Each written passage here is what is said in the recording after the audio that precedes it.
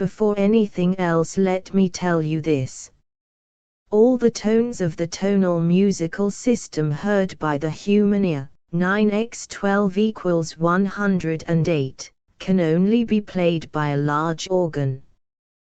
This means 9 diatonic scales of 7 tones each equals 9x12 enharmonic, 108. In yoga, some mental exercises are done with rosaries of 108 beads. Or from 54, 27, 13. There are 108 elements in the 7 periods of Mendeleev's periodic system of stable chemical elements. Bromine is not taken into account in these comparisons because it does not exist free in nature, but is always in some compounds. Musical harmonic assemblies, chords, are generally accepted by building chords on the C major scale, the so-called ionic. I name the tones in it starting from the parallel minor scale, Aeolian A, B, C, D, E, F, G, A. According to the American English system in pop and jazz music. According to my understanding of the state of things, the so-called C major scale is for understanding the universe and people through musical harmony, and the other scales, Arabic, Indian, Chinese, Gypsy, and all pentatonic, are for experiencing the universe with melodies. Humans also divide the spectrum of electromagnetic waves into 7 basic ranges: radio, microwells, infrared, light, ultraviolet, Röntgen, gamma. At individual frequencies of the range of visible frequencies, there are parallel superstructures of the same as in music.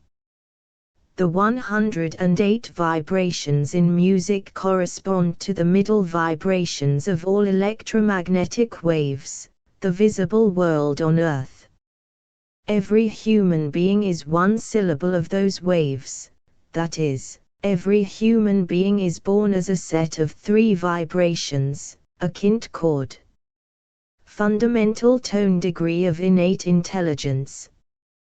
The third over him, the gender of the being. Quinta above fundamental tone, libido. Some people upgrade to 4 sound chords in life, rarely to 5 sound, and most remain 3 sound forever. So,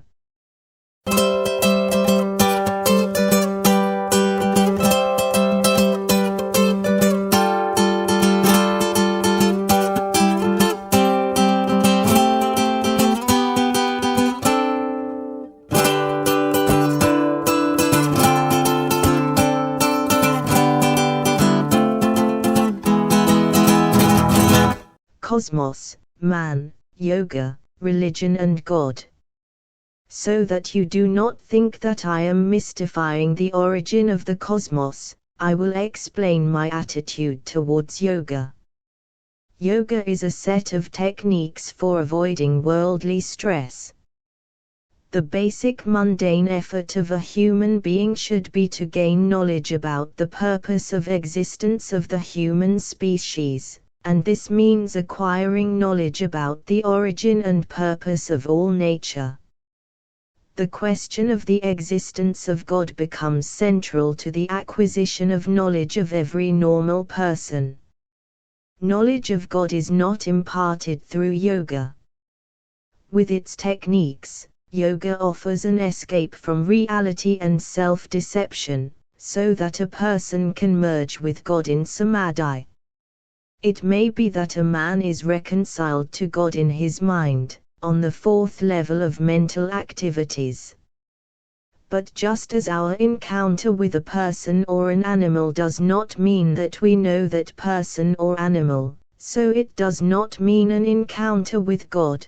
Through yoga techniques, nor does it mean that we have fully approached God with fervent prayers. Your friend is a person whom you have accepted as a friend, because you know him, because he has shown himself to you as a person in many life situations. Not that your friend is the person you believe to be your friend. Knowledge of God is not imparted through yoga or religion. Confidence in mind, such as yoga offers with its techniques, and faith, such as every religion expects or demands of us, are not knowledge of God.